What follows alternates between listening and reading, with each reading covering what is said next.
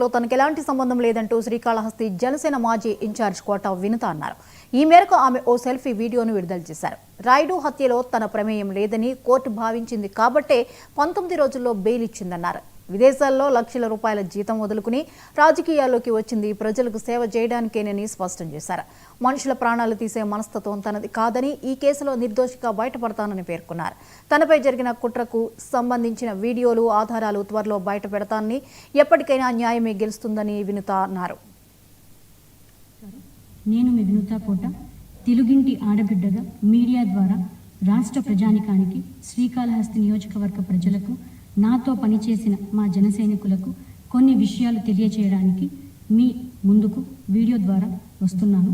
మనసు నిండా పుట్టెడు బాధతో మీ ముందుకు వచ్చాను. మేము చేయని తప్పుకి మేము జైలుకు వెళ్ళినందుకు కూడా నాకు బాధ లేదు, కానీ మేము చంపాము అని మీడియా ఛానల్లో ప్రచారం చేయడం నాకు చాలా చాలా చాలా బాధ వేసింది. అతని చావులో మా ప్రమేయం లేదని గౌరవ కోర్టు భావించింది కాబట్టే నాకు 19 రోజుల్లో బెయిల్ వచ్చింది. సబ్సిక్వెంట్లీ 1 నెలలో మా అందరికీ బెయిల్ వచ్చింది. మేము ఫారెన్లో లక్షల జీతాలు వదులుకొని రాజకీయాల్లోకి వచ్చింది ప్రజలకు సేవ చేయడానికి, కానీ మనుషుల ప్రాణాలను తీయడానికైతే కాదు. అలాంటి మనస్తత్వం మాది కాదు. ఈ కేసులో మాకు ఎలాంటి సంబంధం లేదని గౌరవ కోర్టులో మేము నిరూపించుకొని క్లీన్ చీట్తో తప్పకుండా ఈ కేసు నుండి బయటకు వస్తాం. ఈ కేసు చెన్నై కోర్టులో విచారణ ఉన్నందున నేను ఈ కేసు గురించి ఇంతకు మించి మాట్లాడకూడదని మా లాయర్లు నన్ను సూచించారు. మేము ఏ తప్పు చేయలేదు. నిజాలు ఆ దేవదేవుడికి, శివయ్యకి తెలుసు. ధైర్యంగా పోరాడతాం.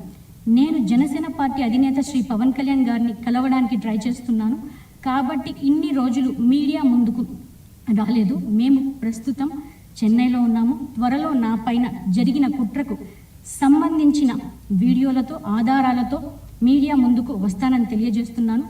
న్యాయం ఎప్పటికైనా గెలుస్తుంది. ఖచ్చితంగా న్యాయం వైపు ప్రతి ఒక్కరు నిలబడతారని భావిస్తున్నాను. సత్యమేవ జయతే. జై హింద్. కోట వినుత డ్రైవర్ రాయుడు సెల్ఫీ వీడియోపై శ్రీకాళహస్తి